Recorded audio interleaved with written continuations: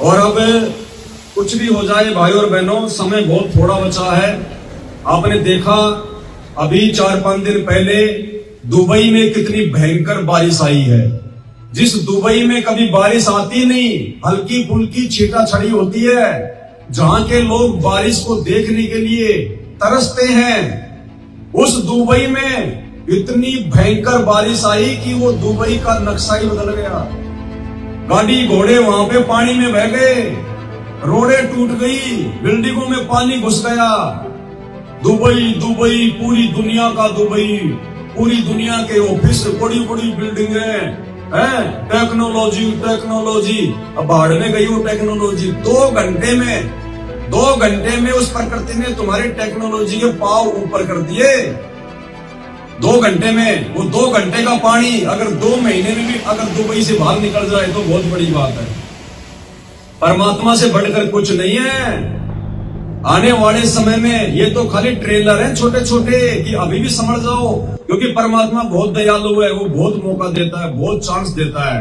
वो जल्दी से नाराज नहीं होता। एक बार यदि वो बिगड़ गया तो फिर भाई वो हिरणाकुश की तरह छाती फाड़ने में देर नहीं लगाएगा। वो संति है, क्योंकि वर्तमान में वो सतगुरु रूप में आया हुआ है। वरना इसी परमात्मा ने हिरणाकुश की छाती फाड़ी थी। ब्राह्मण बाणा और कर्म कसाई, हिरणाकुश ने छाती तुड़वाई। तो अब वो समय निकल चुका है। अब जिसने जो बीज बोया है वही फसल उगेगी और वही वो काटेगा। तो आने वाले समय में अब कोई ढील नहीं होगी किसी भी प्रकार की। फिर भी परमात्मा इन छोटी छोटी घटनाओं के माध्यम से लोगों को ये जो है दिखा रहा है कि सुधर जाओ, समझ जाओ। परमपिता परमेश्वर सतगुरु रामपाल जी धरती पर आए हुए हैं। उनके ज्ञान को समझकर उनसे उपदेश ले लो, उनके शरण में आ जाओ।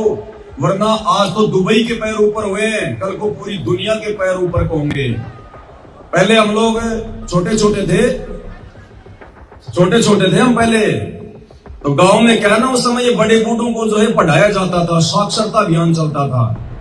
जो 50-60 साल से ऊपर थे, जो बुजुर्ग थे, उनको जो है वो पढ़ाया जाता था। अब वो पढ़ाई भी इस परमात्मा की दया से थी, क्योंकि परमात्मा ने सबको जो है वो शिक्षित करना था। तो साक्षरता अभियान चलता था। शाम को खाना वाना खाने के बाद 1-2 घंटे सभी बड़े बूढ़ों को गांव में जो भी कोई धर्मशाला होती थी या किसी का कोई बड़ा सा मकान होता था, वहां पे उनको इकट्ठा कर देते थे। और एक आदमी जो है वो ब्लैक बोर्ड पे चौक लेकर उनको समझाया करता था। ABCD क ख ग घ, उनको नाम लिखना आ जाए, अपने साइन करने आ जाए।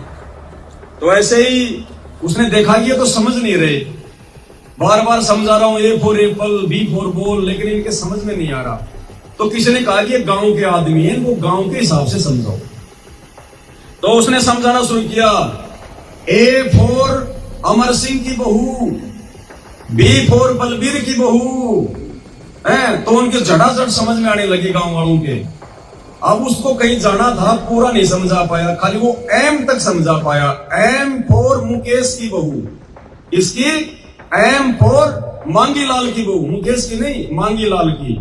उसके बाद उसको जाना था, बोले जी अब मैं जा रहा हूं, बोले बाद में पढ़ाएंगे अब आपको। वो चला गया। अब उन्होंने तो A से लेकर M तक पूरा याद कर लिया। A फॉर अमर सिंह की बहू और M फॉर मांगी लाल की बहू। अब दूसरे दिन उनका दुर्भाग्य, उनको चेक करने वाला आ गया कि भाई देखे कहां तक इन्होंने पढ़ाई करी है। अब वो तो भाई अगर कोई एग्जाम लेगा तो बीच बीच में से पूछेगा। अब उसने क्या किया, उसने लिख दिया ब्लैक बोर्ड पे W। भाई M तो जो है मन के नीचे होता है और W ऊपर होता है। तो उसने लिख दिया W। अब बेचारों को W तक उनको किसी को पढ़ाया नहीं। बोला ये क्या है? तो सभी दिमाग लगाने लगे।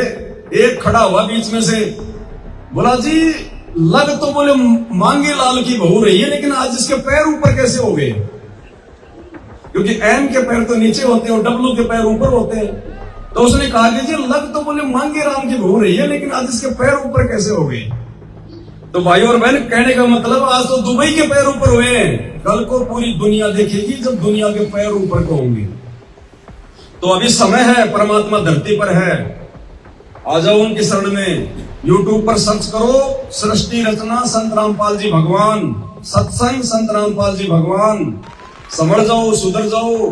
आने वाले समय में ये सुविधाएं नहीं होंगी। बाद में रोगे इंसान इंसान को सहारा नहीं दे पाएगा। तुम्हारे रिश्तेदार, तुम्हारा पैसा, धन दौलत, यार दोस्त, मकान, ये कुछ भी तुम्हारे काम नहीं आएंगे।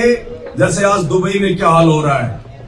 अब 2 साल पीछे चला गया वो दुबई, 2 साल पीछे। टेक्नोलॉजी टेक्नोलॉजी, विज्ञान विज्ञान। अब निकाल दो ना विज्ञान पानी देके 2 दिन में, उसने तो 2 घंटे में तुम्हारी पूरी दुबई को डुबो दिया है। तुम्हारी लाखों करोड़ों की गाड़ियां माचिस की डिब्बियों की तरह समुद्र में बह गई। ये होता है प्रकृति का खेल, भगवान से बढ़कर कोई नहीं है।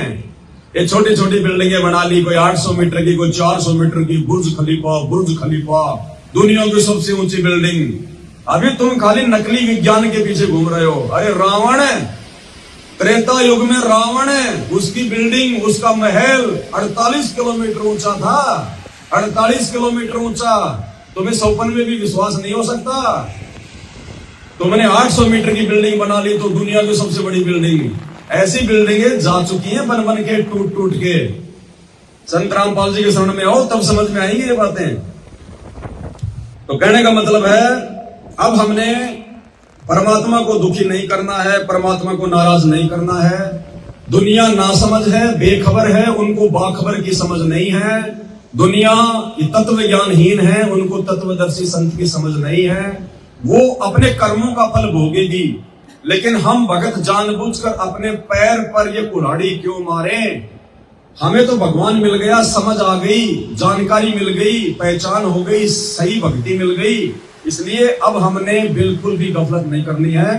तो एक बार हम सभी भगत भाई बहन रिपीट करेंगे कि सतगुरु रामपाल जी भगवान के मुख्य मुख्य नियम क्या है, जिनको हमने आजीवन अंतिम श्वास तक फॉलो करना है।